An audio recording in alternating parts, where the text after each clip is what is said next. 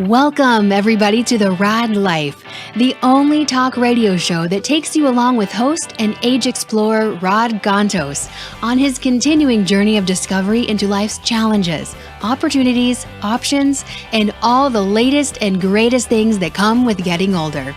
The Raad Life is brought to you this week by Your Home for a Lifetime, a company dedicated to empowering you to stay safely, independently, and comfortably in your own home. And now here is your host, Rod Gantos. Why are you pointing your finger at me? I'm trying to get you to stop talking to your guest here. It's a radio show. It's a talk radio show. I'm supposed to be talking. Save it for the air. Man, you know, some people are really very controlling.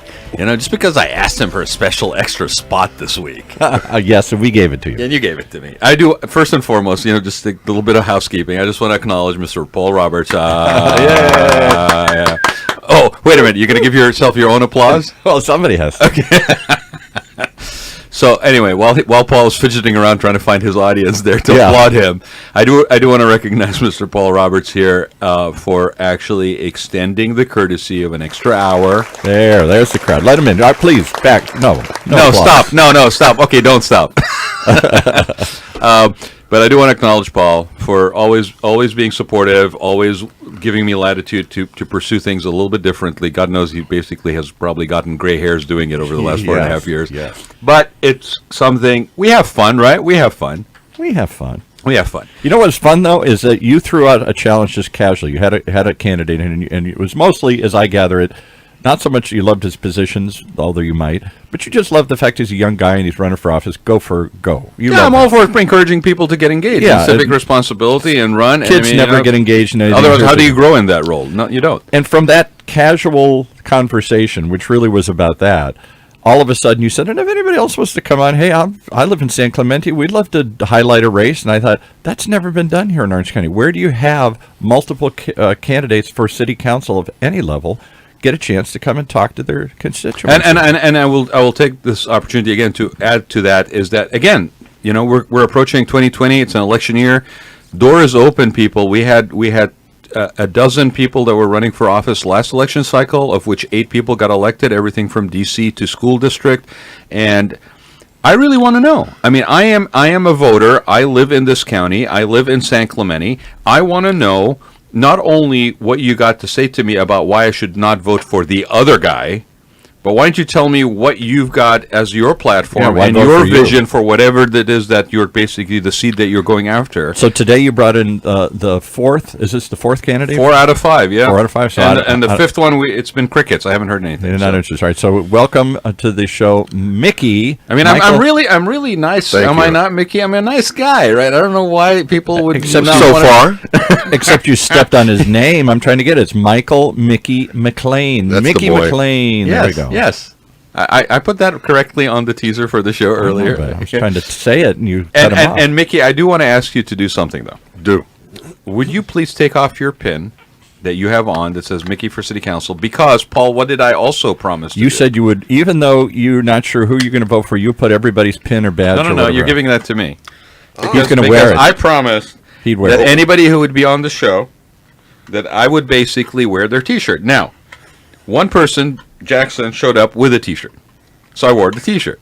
And I got accused for, you know, if you wear somebody's T-shirt, I mean, that's it. You're married. I mean, you know. Right. I mean, my God, you know, it's like, you know, the Pope has blessed you with that relationship. You can never get out of that, you know. If you get out of that, you're like caught between, you know, hell and heaven. What's that, purgatory, Paul? So we're going to put this on. And now people are going to see, they're going to be confused. They saw you wearing a Jackson T-shirt. Now it's a Mickey. I also wore D. Coleman's face and bumper sticker. D showed up. He didn't have a T-shirt because, you know, God knows that campaigns should actually be running on merit and not on just pocketbook. And if you don't have the money to run T-shirts, I'm okay with it. So he shows up. He's got a face cutout and a bumper sticker. And I happen to wear. You wear the bumper sticker on your shirt. I wore both of them. I looked like some soccer team with some endorsements, right? It was like, you know. And then Christina showed up earlier this week on Wednesday, and she didn't have anything, and I wasn't going to take her pearls or anything that she was wearing or pins on it, but you know. I'm like, and I didn't tell him this because I saw him wearing that, so I'm like, yes, I'm going to be able to put something on today. So here you go. See, I'm a man of my word. I said I would wear something for whatever I candidate. never thought I'd see you wear anybody else's buttons or pins or anything else. That's going to be on social media all over the place now. You know what's going to happen, right? I'm going to get called wishy-washy, unable to make a decision, right? Split personalities. They might actually partisan. They might even send partisan. Even partisan. Oh my God! No, that's really hitting below the belt. Take it back, Mickey. No. The other people might stretch it. Mickey McLane won't. Yeah. Right. Well, you know what? I appreciate you. I appreciate you making the time to be here. And again, as Paul had said, I think it is critical. I mean, I said this when I came back from Atlanta. I'd lived in Atlanta for about three years. Came back to San Clemente. My family's all in San Clemente. We've been in San Clemente. For those who are basically saying, "Well, I've never heard of you. Where you been?" I've been in San Clemente since '87. I went away, worked for an international company out of Marina del Rey for a couple of years. Went into Atlanta for a couple of years, and then came back to San Clemente because it's the best place to be. Right?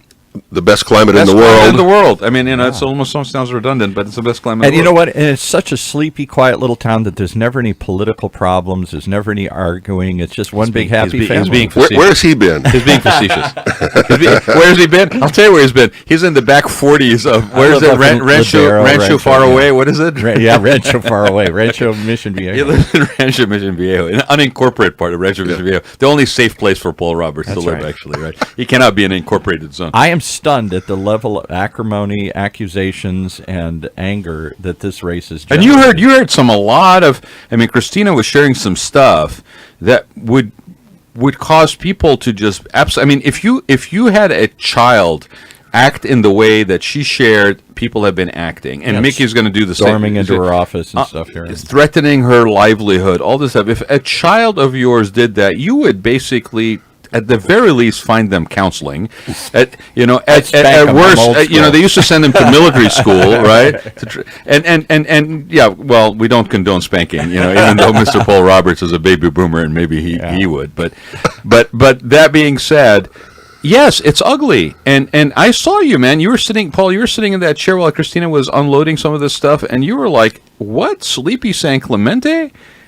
I mean, we don't have this in the back 40. It shouldn't be that way, but that's the way politics seems to have devolved everywhere in the country, even down to the local level. So I really wanted to hear from the candidates that are running, because it's a special election that's due to the fact that we actually lost our mayor and city council member, Steve Schwartz, and he passed away while he was still in his seat, and it opened up this by mail only special election that actually concludes, I'm guessing is the word, Mickey, like November 5th. Correct. Right. And the ballots are already out. Yes. I think they came out like about last week, maybe? Well, I think they sent out in 4 or 5 batches beginning on the 7th and the last one on the 21st. Okay, so there was the last batch went out already, basically. Yes. And is everybody assuming, as I would assume, that because it's a special election, there's nothing else on the ballot, not many people show up, and it's by mail, and people forget it and set it aside? I mean, the turnout has got to be expected to be, I would think, very low, unless all this controversy has changed that. But well, I kind of agree with both points that because it's a special election with no other issues going on, it's likely to be a small turnout. However, because of the acrimony, as you pointed out, and all the ugliness that's been going on, I think it's gotten people's attention. And there's something about the mail-in only ballot when you're sitting at your dining room table, as opposed to having to get up and go to a precinct or something like that. Right. I have a feeling that people will exercise more of their own emotions and feelings, and I'd like to think that will end up being in my favor. Has anybody ever tried I've never heard of an election that was strictly mail. I'm assuming they did that to save costs. That's right. It's an evolution. It's probably going to be a few years, and then it's all going to be online then. Yeah. I wonder if, I'm going to put it out there for people who are listening, and I'm going to put it out to you gentlemen too. If I was to dress up for Halloween this year with something that's relevant to the way this campaign has been run in San Clemente, what should I dress up with? Should I like go around with a machete to my waist, for example, or yeah, that'd be appropriate. Or I'm looking for ideas, folks. So would you please reach out to me? And with that machete, would that come with a Jason mask, or what exactly? I want to meet this. I mean, guy. is it a dull knife, or is it just pointless? I mean, I don't know. Every single one of your candidates has talked about some guy that you all know now in this city who shows up at city council meetings. So guess what I did? Machete. So guess what I did, Paul? I brought in the candidate that's running that was motivated by something relevant to that. So Mickey, first question: out, okay? And I want to know about your background, but let's just say, okay, I'm sitting in front of you. I'm thinking, you're reading, some really heady stuff. You obviously are an avid tell reader. us what it is. With Napoleon in Russia. Okay, so if you think, if anybody thinks this gentleman over here is not into military strategy, think again, okay? All right. But you all of a sudden decide to run for city council. So what got you to actually run for city council? Well, there was the Mr. Machete incident itself that started. The Mr. Machete incident. That I started, paying attention to, and I have to say I was shocked by it. As Jubal Hershaw said, I'm shocked only by that which offends me ethically. I was offended ethically by it. But these things happen all the time. Paul, we just got schooled. All right, no, because this is also for people who don't live in the area. Tell me about Mr. Machete quickly. Why does he show up? What does he do? Well, the basic story is that he saw, he says, one of the homeless people who have come to San Clemente carrying a machete. So he asked the police officer, "Hey, is it okay?" But he says, "I can't arrest anybody for just carrying it. It's not illegal." Well, apparently he translated that into carrying it into the San Clemente City Council race. Now, I have to say, I don't know the gentleman, but I do want to say that, he maintains that he was doing it in the best interest of the citizens, and he was there to make a demonstration. Hey, look, if I can carry it here and the homeless can carry it there, there's going to be problems. Well, it turned out, regardless of what his intentions were, a bad decision because it blew up in his face. And the police got involved, et cetera, et cetera. So the police had to go talk with him, et cetera.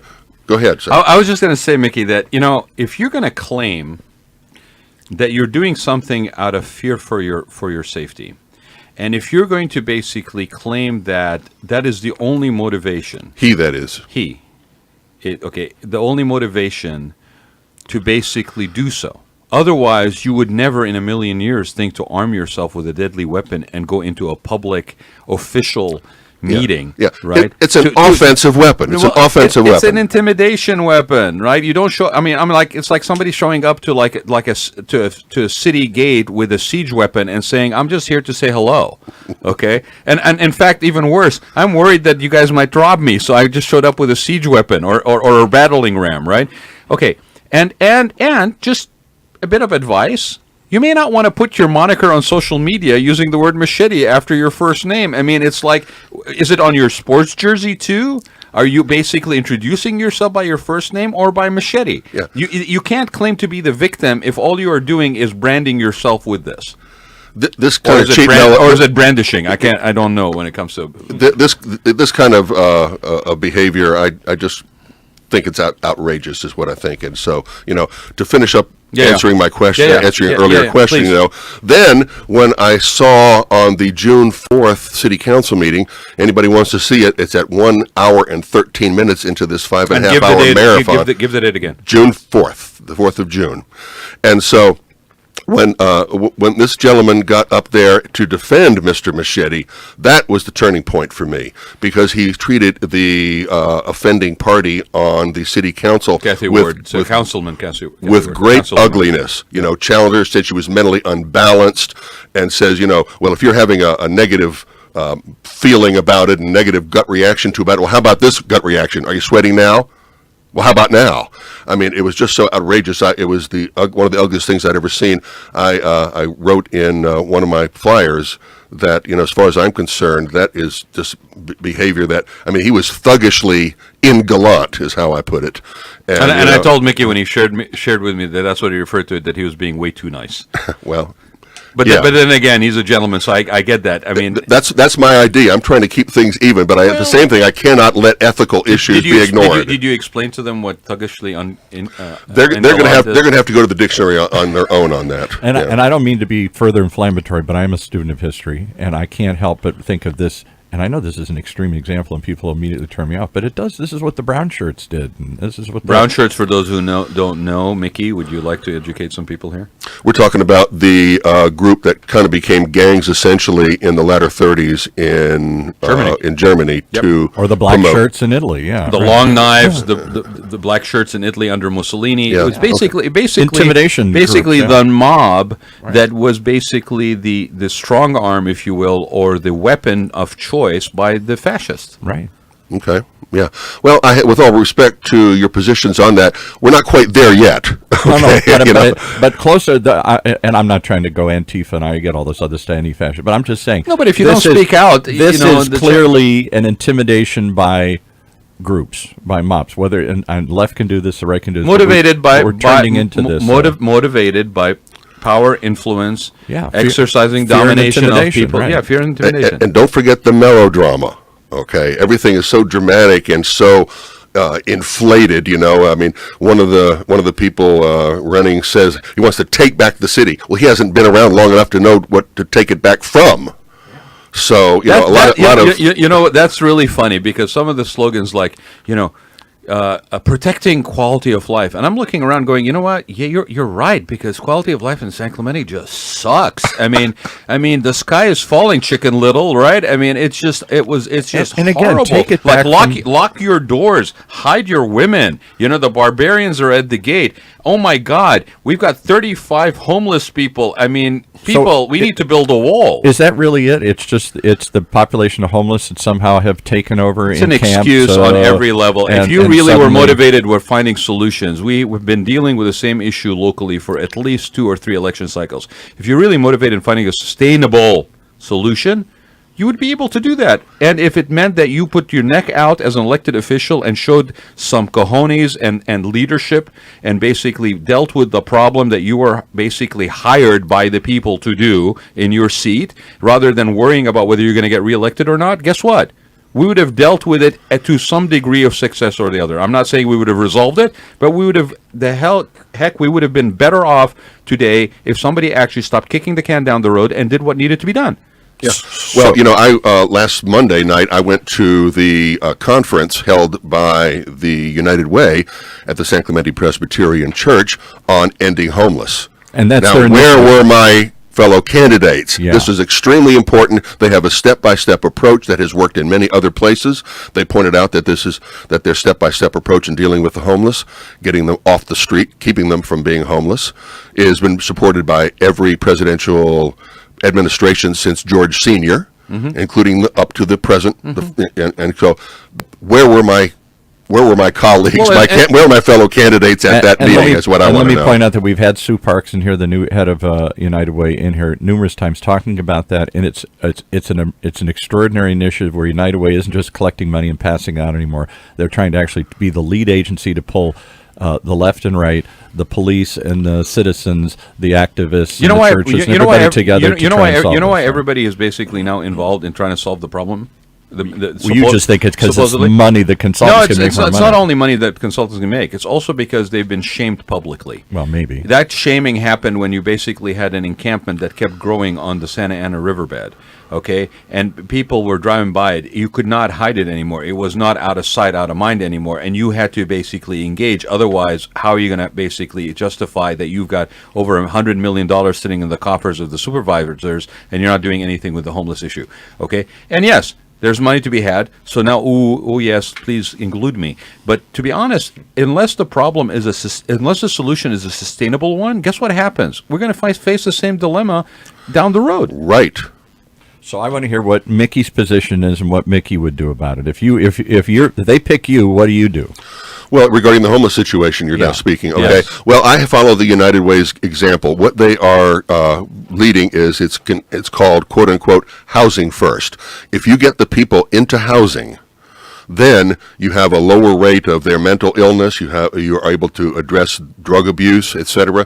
There are crime is reduced, etc. Okay, so the next question is, well, where can this happen? State law requires that every city, to deal with the homeless, have to provide them with a space, not a building. There is no building in San Clemente that I have ever found or thought through that will house them. So the next step is for maybe the cities of Cameron Capistrano and Dana Point and Laguna Niguel and Mission Viejo maybe to find a suitable place for them to be. There is the money there. And not only is the money there, but as you guys already know from talking with the United Way people, they will help. They will do the funding, they will help at every single stage, negotiating with landlords, etc. So I'm going to play devil's advocate because we keep hearing about this regional solution. Yes. Okay, which is fine. I'll play along. Regional South County solution, great. Okay. San Clemente acts like, we don't want it in San Clemente. So just bear with me here, Mickey, okay? All right. What happens when Laguna Niguel says, I don't want it in Laguna Niguel, and San Juan Capistrano says, I don't want it in San Juan Capistrano, and Dana Point says, I don't want it in Dana Point, okay? What happens then? Because if San Clemente is entitled to say, not in my city, and every other city says it's not in my city, where does that regional center go?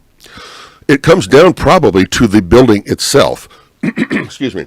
It comes down to the building itself, I think. There is simply no building in San Clemente, so it's not like we're saying, not in my backyard. There is no backyard in San Clemente for that.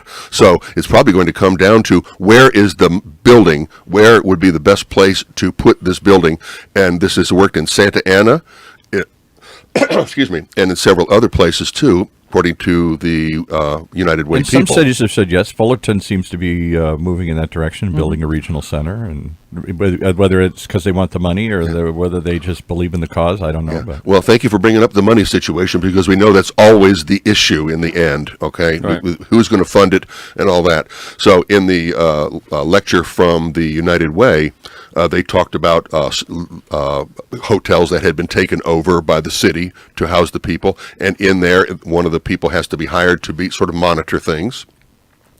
So it comes down to the building. There is just simply no building. Now, if somebody said, "Well, gee, you could just build the building," righto. There's a 3-year delay right there, just to think about the funding of it and the building of the building. Where would it be, etc. But what if you just zoned an area that allows somebody to come in and actually build a building that provides those support services? Because there are development companies that basically are engaged, in their whole business plan is to provide those kind of houses. You mentioned one of them at the last one. Yes, absolutely. I forgot the name of it. I'll remember in a minute. Your Christina, candidate. if you're listening, please call and give us I'd never heard of it. There are companies that will they figured out a for-profit model of how to do this. It'll come to me in a minute. Okay. Well, it's true that something like that could happen, but the next question is, where? Where would it happen? The areas that are now under consideration are I wouldn't say under consideration, that might be too strong, but people are thinking through a section of land right across from San Clemente High School. Mm-hmm.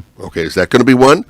People are also thinking about a little bit further back in the more industrial area. Okay, San Clemente. Look, I have no qualms about pointing out that the human character is not going to work. You put those folks back, I don't care how luxurious it is, they're stuck in the middle of an industrial zone. They're not going to stay. You can't lock them up. They're going to sit around and walk back. Yeah, you need all support those services. You can even have those. And they're in an industrial area. Now talk It's about just what not gonna San be the Clemente same. has done, because Rod's told me a couple of times, maybe I got this wrong, that their answer to the homeless was, we're going to take a vacant lot and put up a fence. They did, really? but that's no longer the case. That's now been That's ended. right. We put it up. It was at the cost of $300,000 a year. Guess what? They leave and just move across the street. Mm-hmm. Okay, we are dealing with a lot of laws that we're dealing, to deal with. It's not illegal to be homeless. That's right. Yes. So we have to deal with the human character, and I'll tell you what. In the homeless population, the human character is very shaky. We know that there's a substantial amount of people who have mental illness, who have drug problems and stuff like that. They're not there because they haven't had some trauma in their life. They've either been traumatized, or they're victimized, or they are alcoholized or drugized or what. The thing, right. Let me just say this, though. We talk about this issue a lot because it's currently a very big issue for the whole county and for San Clemente and other communities. But one of the things that always seems to be missing in the conversation is the fact that how many of those people actually woke up one morning and said, "You know what? I just want to be homeless." Like we don't address many. Maybe a few, but not many. We don't address that human condition situation very well. Well, we don't. We're sorry for them to get out of here. It's too complex. It doesn't fit in. And it doesn't seem to be easy to solve. If they're on drugs, if they're on alcohol, if they're just persistently, if they're whacked out or something. What about seniors that basically become homeless because they've had one medical bill too many? I get it. No, I know there are those out there, but you're right about that other category of people, that some people just want to be homeless. You can do everything. You can give them a luxury appointment. They just want to be left alone and out there by themselves. And whatever it's reason, for whatever reason, if any reason. You know what they used to call those guys? Cowboys. Yeah, okay. or Sure, bums or bums or whatever, yeah. Yeah, right. All I'm saying is this is a very complex problem that seems to be growing throughout the county, partly because we haven't addressed it before, partly because we don't have mental health institutions to take them in anymore, and we ignore drug and alcohol, partly because housing is so expensive it's easier to fall off and find yourself homeless. All these issues are compounding it, and all the cities want to do is push them away. Hey, Paul, because of the nature of this topic, and I want to be fair to everybody who wants to call in, could you give the number out for people to call if they Sure, have any if questions somebody's for Mickey? listening, this is a special recording, so I don't know how many people are listening at the moment, but if you want to chime in, 949-330-7761. That's 949-330-7761. Operators standing by. Yeah, And I would like to add that my phone number and my email please, address are on record with the city. So anybody wants to call me directly after this broadcast or any other time. And how do they Please do reach your so. campaign if they want to hear more? And give us the sites and the places. How if they want to learn more Well, about I'm on Facebook, and there is Mickey McLane at Outlook.com. and spell it in case McLean could be spelled with lots of extra letters in it or not. Well said, thank you. McLane. Okay, the simplest version. The simplest version. That's exactly right. Yes. Okay. And I'll even give out my telephone number. Sure, I mean, whatever it's you want to public, give out. Yeah. It's 949-466-2332. So why did That's you? 466-2332. So what else do you want to talk about? Why you? Why Mickey and not one of the 14 other people? And give running? me All right, well, some let- let- background about you, yeah, too, Mickey. Let me get back just a moment to talk about what the city council has already done. I have to say that the city council moved very nicely, I think, when they passed the ordinance that if you want to be homeless in San Clemente, you have to have some sort of tie to San Clemente. Right. Okay. When they implemented that, well, about a third of the homeless were taken away. Guess how they got there? Well, we had to drive them there, of course, because they can't walk. So. But the idea is if we're going to support you, you have to show some connection to the community. here. That's right. Which Of is course, very fair. 2 days later, a judge came out with a decision criticizing the cities in lower Orange County, obviously including San Clemente, South that County. were dumping the homeless then back in Laguna Beach, which is where some of them wanted to go. So it's a complete tangle, and but the city council has tried, and I have to compliment them for that. So why you? Why you running? What would you change? About well- this or other things? Well, we've already talked about the homeless issue. That I'm looking for a regional place is what I would support, and following the Housing First program that has been supported by so many presidential administrations and is run by the United Way. So that's one issue right there. But the main issue that I'd like to get across to the voters is that I'm trying to get away from all this acrimony and all this ugliness that has happened. I'm from the South, and I might have grown up or started life anyway on a dead-end dirt road in the South. But we always maintained at least a veneer of gentility. Right. And so I have to say, like I said, I said earlier, I'm kind of shocked by all this ugly behavior. It's also self-indulgent and self-serving.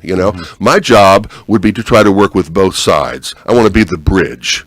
That's what I'm calling myself. Now the that bridge. it's out in the open, and we're having this open mini kind of civil war, however dramatic you want to make this sound, it's angry. It physically manifested itself on the corner of Ola Vista and Del Mar last weekend. people didn't are it? shouting. Rather. Yeah. So if it's gotten to that point where it's really this could be serious, this is dangerous, this is scary, this is not productive. How does Mickey bridge this? How do you get him to calm down after the election and talk to you? Well, it's a matter of fair leadership on an issue-by-issue basis.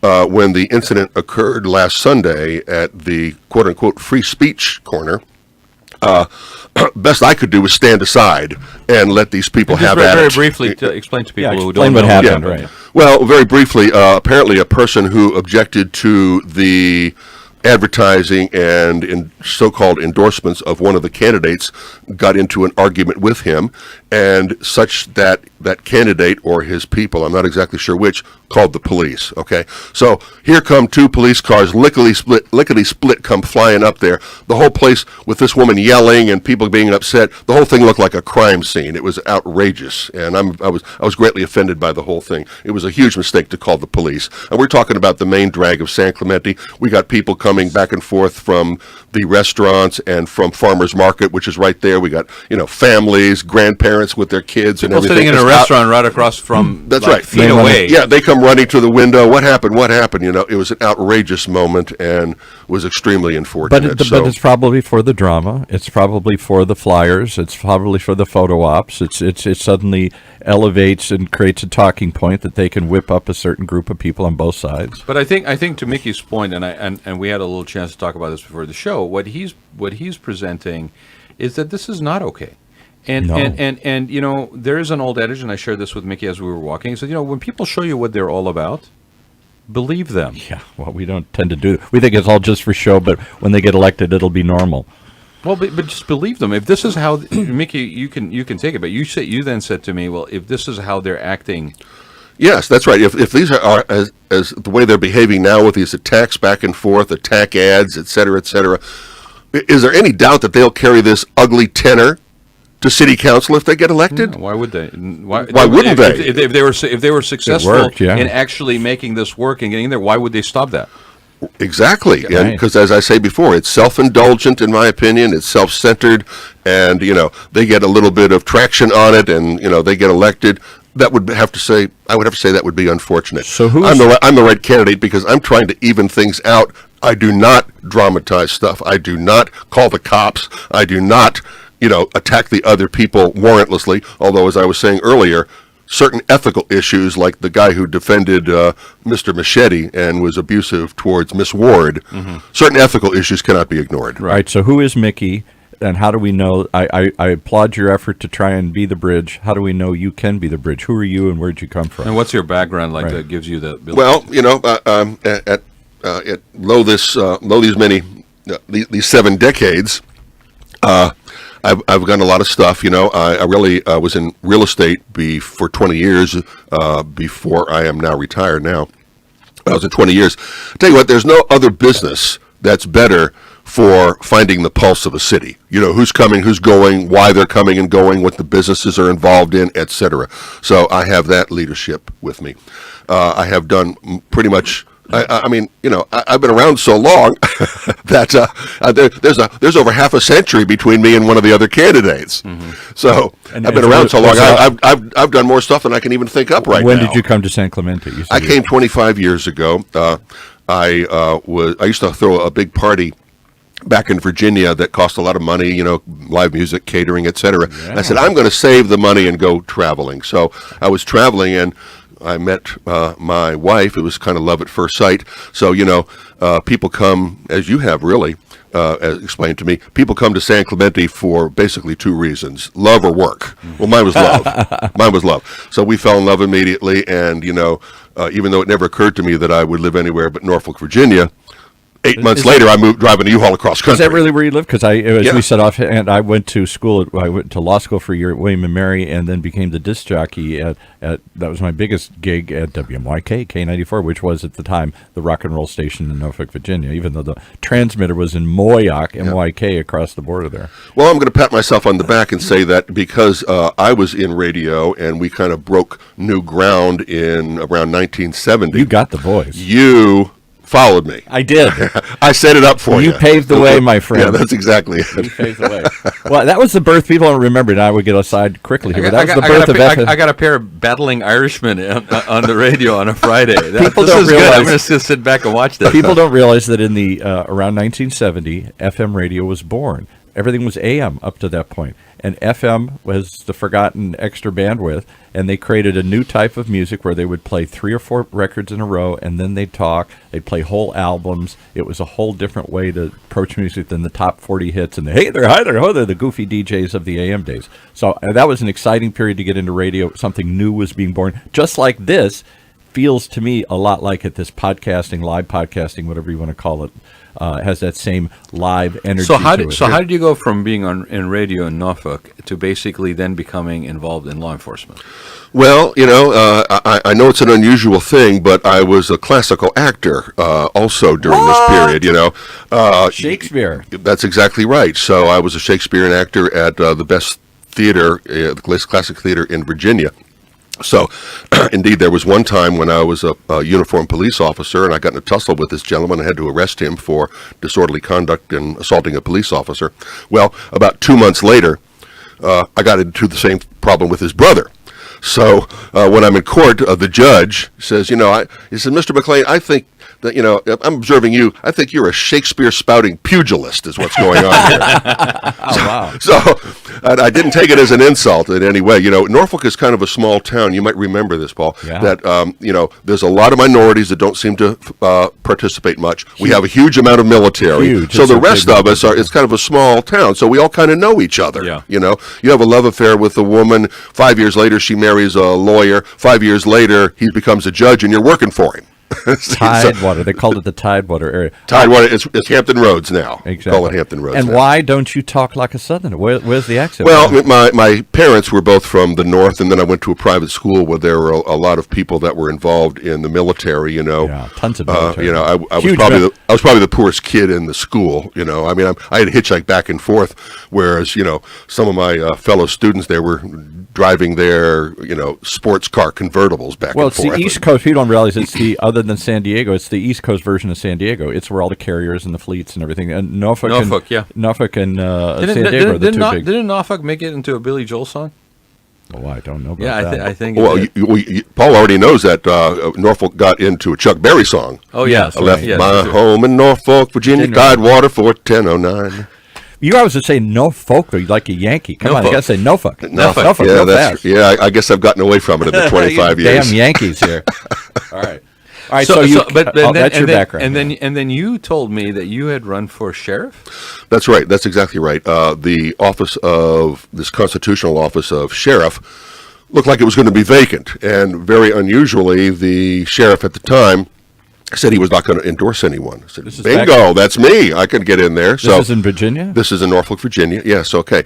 And really, it's a very tough job. I called it in my position there the toughest law enforcement job in Virginia, and it's very serious. These were life and death issues going on. I mean, during the entire campaign, 3 people committed suicide in Norfolk jail cells.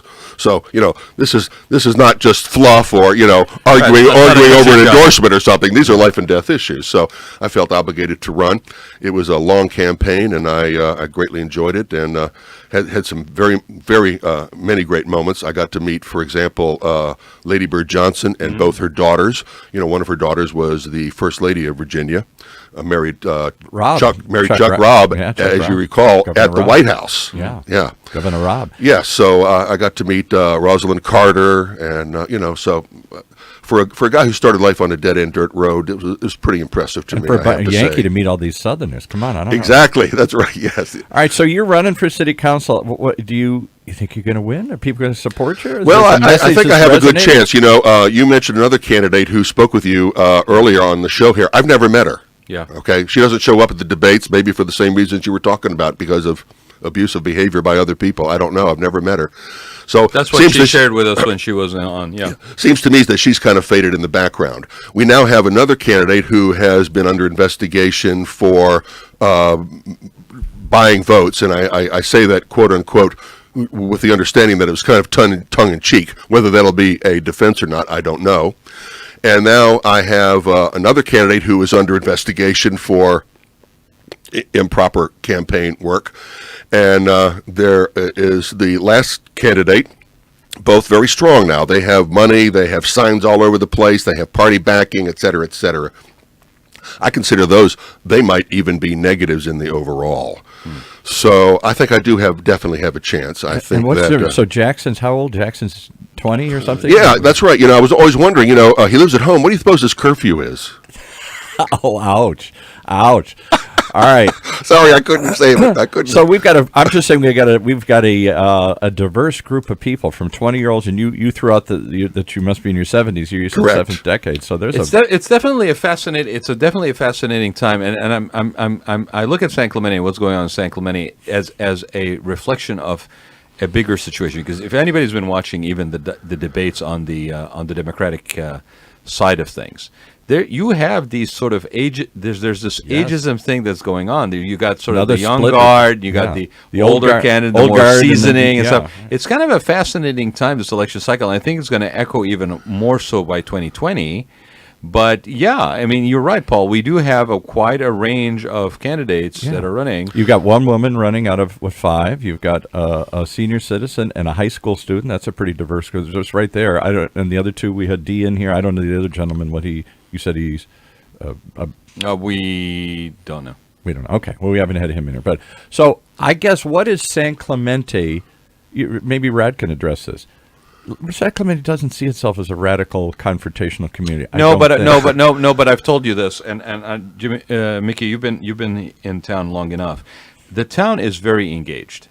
Like for a small town, it's really very engaged. And when you were sharing with what your experience with Norfolk, as far as people know each other's business because it's such a small thing. Right, that's the South. So one of the fun repetitive stories that you heard generation upon generation shared in San Clemente, and I did not grow up or go to high school in San Clemente, but I know a lot of people that did, and that are now in their like maybe 50s, probably even like closing in on 60.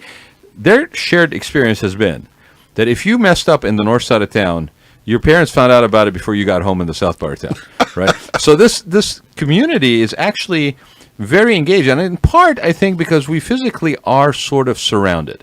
We've got the harbor on one side, you got the hills on the other, you got Pendleton on one side, you got the ocean on the other. It's like a little microcosm, and we tend to be. And plus, you have the layer of, Ole Hansen and his connection with Teddy Roosevelt, and then the Nixon and the Western White House.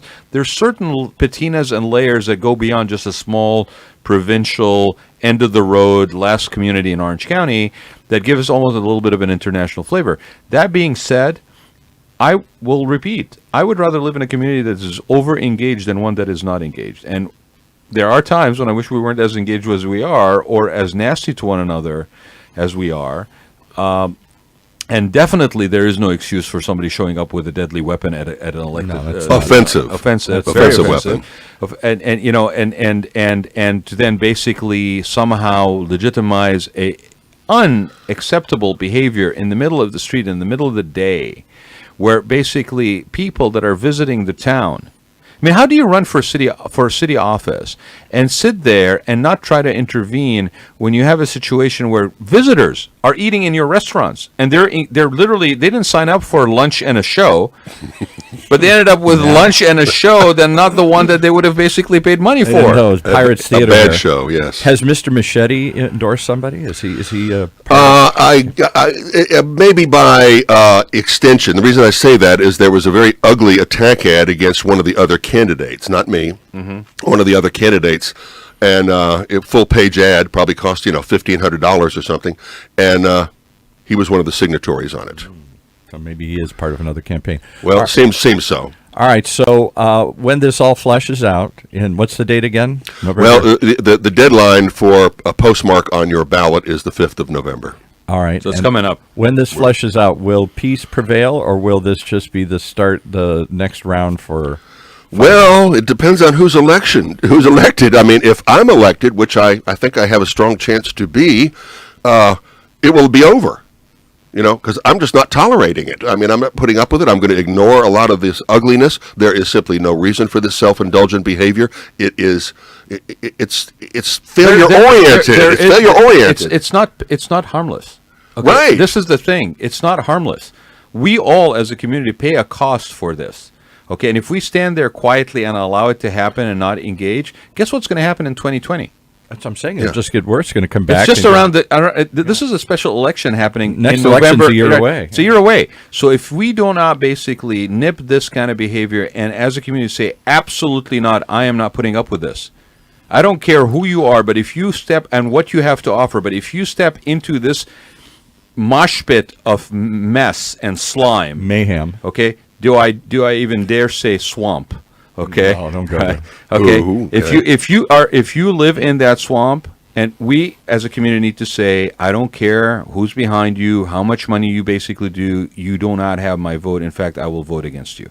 And that is the way you send that message. Because if you don't, guess what we're going to be subjected to for the next year after this election in November 2019.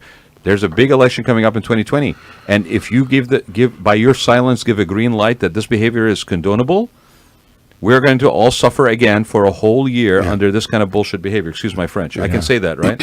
Any other issues? You only have 2 minutes left. Paul's not is not Two, is not 2 minutes left. Make it, the mic is yours.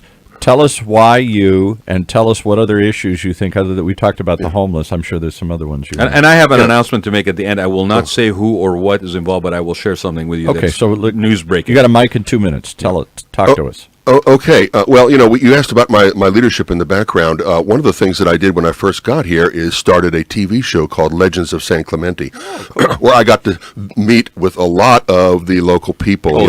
Kids of Ole Hansen. The children of Ole Hansen, and we did the videotaping right there in the not yet restored San Clemente. So I'm one of the factors. I'm one of the small hands, in all fairness, I have to say small, that had some contribution to get Casa Romantica to what it is now. Good. Okay. Where do people find those episodes? By the way, Mickey, I went. About half of them are with the Historical Society. Whether they and I can't do this until afterward, but I have to negotiate with them about getting them all put up on YouTube. Well, Rod's on the or was on. Well, I was on the Historical Society, but I mean, absolutely, your stuff needs to get up there because I went looking for it, and I think. Just like with Bill Thomas and his book, on Stories of San Clemente. I mean, these things, these living histories.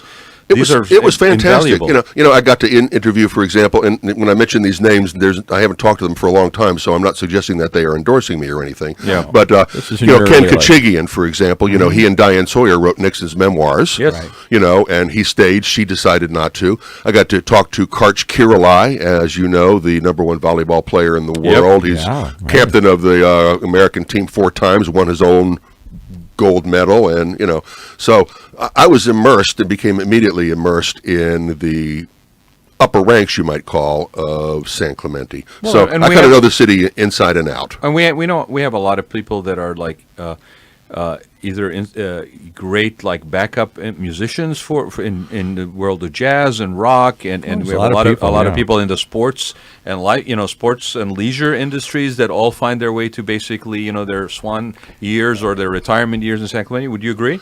I would agree, and I also like to add that it doesn't necessarily have to be somebody who's high end. Everybody has their own story. Absolutely. I've talked to people. Talked to one gentleman, for example, got him on because he had a collection of old books. Mm-hmm. So we just went through every one of his old books with white gloves and everything. It was very interesting for his antique books. So everybody has their own story. It's not just the upper echelon. So how long did you do? Sorry, Paul. I'm sorry. I'm very intrigued with this. Okay, I know. How long did you do that show? I think it probably lasted about 3 or 4 years. That's awesome. And remember, it wasn't one of these things that you do every week.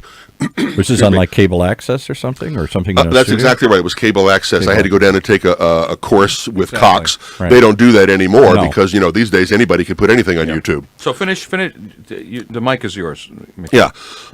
So anyway, I've been involved in San Clemente at so many different levels, and I'm just a huge fan of the city. I can't possibly leave, and I want it to be better. If I'm fortunate enough to win, my hope and my goal is going to be to even things out, keep them from it as being as negative as possible. But we do have careful balance there. I mean, you saw probably that there was recently a court decision that went against San Clemente for trying to cut somebody off. Right. So new rules have to be written, and they've got to have. My belief is that democracy works best with citizen input. Mm-hmm. Sometimes it's ugly. You got to put up with it. It's like Churchill said. Democracy is a horrible way to run things, except for all the other ways. Yeah, right. Exactly. So it's messy. Sometimes it's ugly, but my goal is to even things out as much as possible and make progress. Well, Mickey McLane, whether you win or lose, I hope you'll stay involved. I hope you'll continue to be a voice for sanity and for saneness. And I wish you well, as we wish everybody. And San Clemente, I hope you wake up. Thank you for standing up and being willing to be of service, because it's the thankless, thing. It's a blood sport these days. I do want to share one bit of breaking news, because I got this while I was on the air. Okay. So I will just say that Mr. Greg Rath, who's a friend of the show, who's been on the show before, Mayor of Mission Viejo, who's also running a campaign next year. He's already in the running for a congressional seat. Right. Okay. Greg Rath is basically withdrawing or correcting a news of endorsement to a particular candidate in San Clemente, and actually is endorsing a different candidate in San Clemente, and that's a bit of breaking news that's happening today. Oh, right. Okay, Interesting. and so anybody who's listening to this show, keep an eye out, because God knows it's going to hit social media all over. But that endorsement is when withdrawn, and rightfully so, given what I've heard. And he's endorsing a different candidate. So Well, the good thing thank about you my- for sharing that, Greg. You're always welcome here. The good thing about my situation is I don't have any endorsements. I didn't seek any endorsements. I would arrive completely untethered, unencumbered to any group or person. City council The whole idea is supposed is to the be a middle. non-bipartisan Yes. situation. Yet my opponents are always talking about their national party affiliations. I mean, the breaking of the rules. But I hope you will start carrying a machete, because that works. I So, like so, that. so if we're talking about quality of life, how I about we like that. start with civility and basically no. taking out all this stuff Forget out of the it. political. Come on, that's not interesting. It's theater. It's Okay, I'm just sending you. I'm sanctioning you to the back 40 of Rancho Nowhere or whatever. Anyway, thanks, Mickey, for being here. Enjoyed it, gentlemen. Thank you very much. Thanks for all the candidates who have been willing to be on this Yes, show. I thank really you all for appreciate it. And thanks, Paul, for the extra time this week. You have been listening to the Raad Life Radio Show with your host and age explorer, Rod Gantos, brought to you on the one and only octalkradio.net. Join us again next week as we continue our journey of discovery into life's challenges, opportunities, options, and all the latest and greatest things that come with getting older.